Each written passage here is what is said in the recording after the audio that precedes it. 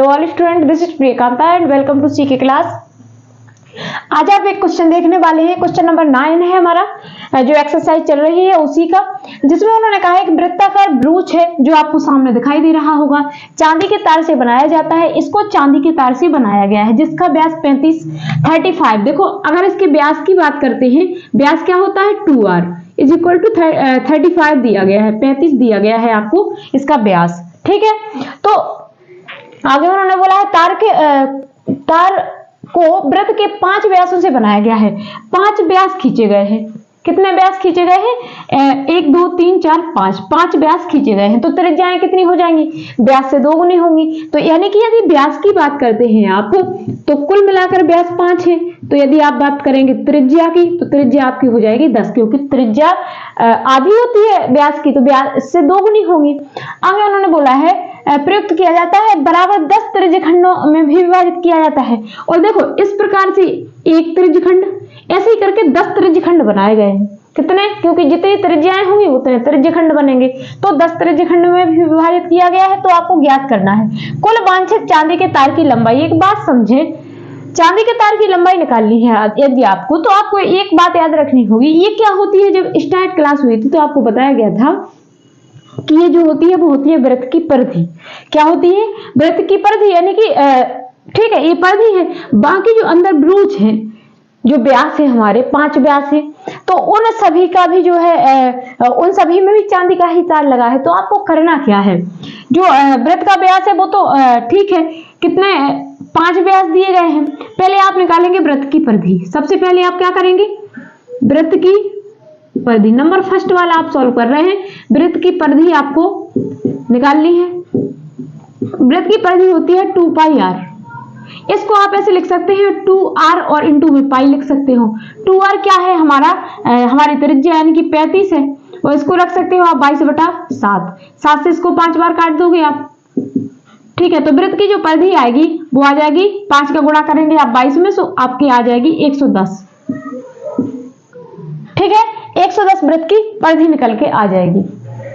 अब आपको करना क्या है, जो व्यास दिए गए हैं, एक व्यास की लंबाई, देखो यदि आपसे बात करें एक व्यास की लंबाई, तो एक व्यास की 35 mm है, 35 mm व्यास की लंबाई है। तो यदि बात करें 5 व्यास की लंबाई, व्यास की लंबाई, तो 5 व्यास की लंबाई कितनी हो जाएगी? 35 5 175 निकल के आ जाएगी।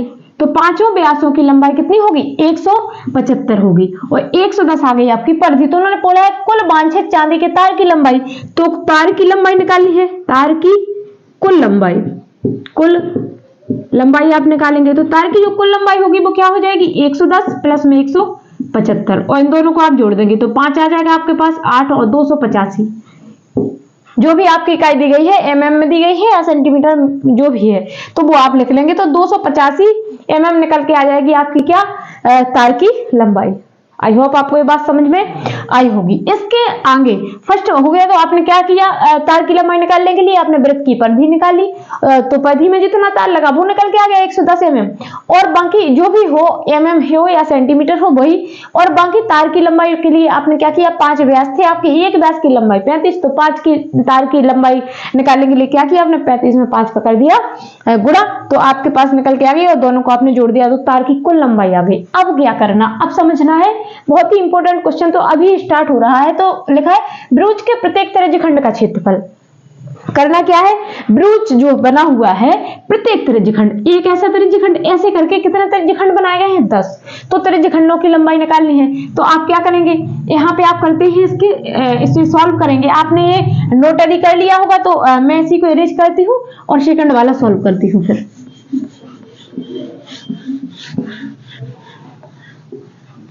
सेकंड वाला क्वेश्चन है। सेकंड वाला जो क्वेश्चन है वो कह रहा है ब्रूच के प्रत्येक त्रिज्यखंड की का क्षेत्रफल। तो एक त्रिज्यखंड का क्षेत्रफल आप निकालेंगे, एक त्रिज्यखंड का क्षेत्रफल। आपको एक बात पता होनी चाहिए, क्या होता है त्रिज्यखंड का क्षेत्रफल? होता है theta upon 360 pi R square. यही होता है थीटा की वैल्यू, यानी कि एक त्रिज्यखंड में यहाँ कोण निकालना है कितने का बनेगा। तो ये आपको पता होना चाहिए कि किसी भी पॉइंट पर यदि एक सर्कल बनाया जाए, एंगल बनता है 360 का, और कितने जो 360 का बनता है, और टोटल कितने खंड है, 1 2 3 4 5 10 करके 10 खंड है। तो आपको क्या करना है, 360 में 10 का करना है डिवाइड। तो आपका एक एंगल निकल आएगा 36 डिग्री सेल्सियस का, यानी कि ये 36 डिग्री का होगा। तो थीटा की वैल्यू हो जाएगी हमारी 36 अपॉन में 360, पाई की वैल्यू 22/7 हो जाएगी, आर की वैल्यू हमारी क्या हो जाएगी 35, हमारा व्यास है तो त्रिज्या हो जाएगी 35/2, यानी कि 35/2, और फिर से आएगी हमारी 35/2। ठीक है, इससे काटेंगे तो 10 बार ही कट जाएगा, 2 से कट करेंगे तो 11 ये भी कट हो जाएगा। ठीक, तो आपके पास निकल के आएगा 11 35 और गुणा में फिर से 35 और बटे में आएगा हमारा 10 और 7 आएगा। आप यहीं पे 7 से कट कर सकते हो 5 बार, तो 7 से कट भी हो गया 5 बार, तो आपको 7 लिखने की जरूरत भी नहीं है, और यहाँ पे भी आपको क्या लिख देना है 5 लिख देना है। ठीक है, 11 से आप गुणा करेंगे तो 11 पंचे 55, 5 आ जाएगी आपकी कैरी, 33 34 35 36 37 38, और फिर से आपको 5 का इसमें डिवाइड करना है।